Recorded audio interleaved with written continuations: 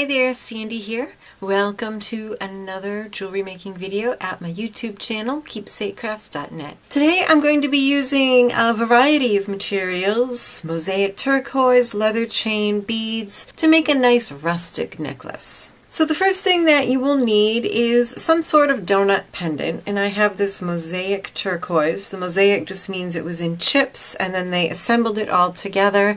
So it's a big piece, and if this was solid turquoise it would be expensive, but the mosaic turquoise makes it's attractive and it's a lot less expensive than a solid piece. And then I have a couple different types of leather. I have a strip of suede, and then I also have some braided leather. And these are both about 30-inch pieces. So I'm just going to put them together and fold them in half. Take the folds, the loop at the fold, poke it through the hole in your donut, and then the ends go right back through that loop. It's as simple as that to attach it. And I'm just making sure that my cords are lying symmetrically on my donut. In here I have a couple pieces of chain. These are both about 10 inches long, and I have an 8mm jump ring at each end. So I'm just going to attach those jump rings to the leather cord right here where it meets at the top of the donut. Close that up. And then repeat on the other side to attach the other chain. And now on each side I'm just going to braid together the two leather cords and the chain, and you can do this as loosely or as tightly as you like. In the original design that I used as inspiration for this, the chain actually had little dangles coming off of it, which I thought was cute, but I decided not to do that. So you just braid those together until you've reached the end, and you do that on both sides, of course. And then attach the end of your chain to an eye pin. Now slide your eye pin into a bead cap, and then you're just going to bring your pieces of leather cord up to probably about an 1/8 inch short of the top of the bead cap. It really depends on the size of bead cap you use. You want to cut it a little longer than you think you need. Tuck it in there and test it. Cut them both to the same length. What you do is tuck the leather into the bead cap with the chain not pulled up quite tight yet, and then just pull that up by the eye pin, and that snugs it in there.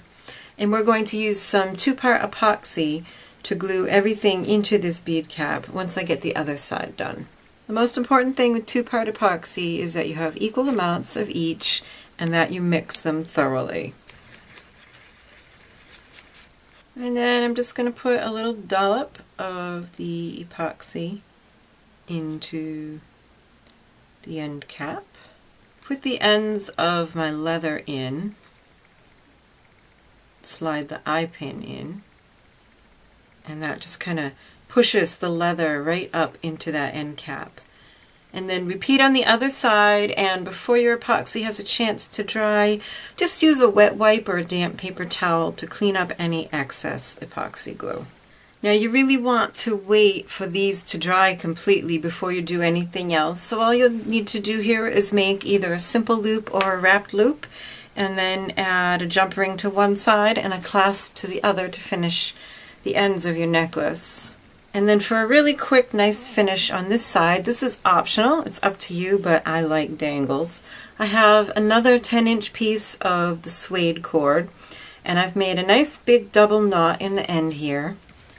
And I'm just going to slide on a couple beads.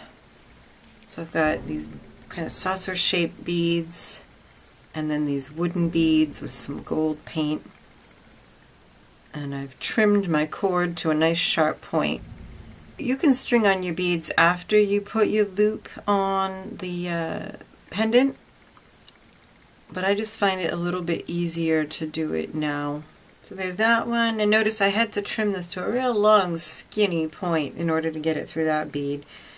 And then down here, and because that has such a big hole, I'm just going to make a double knot. So knot it once, and then knot it again right on top of the first knot. Trim that so it's a little prettier. And then same thing. Fold it in half, tuck the loop through your donut, and tuck your beads through that loop. And there you go. For links to all the tools and materials I used in this project, you can click here to go to the accompanying blog post. So here's another look at the project we made today. When I look at a necklace like this, I always think kind of rustic and summery, a little bit southwestern. But you could certainly change it up. Using ribbon instead of the leather cord would give you a much daintier, more delicate look. So have fun making this design your own. Thanks so much for watching Keepsake Crafts videos. If you liked this video, please give it a thumbs up and share.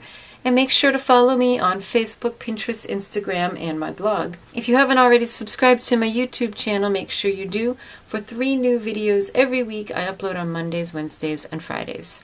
Happy creating! Bye-bye.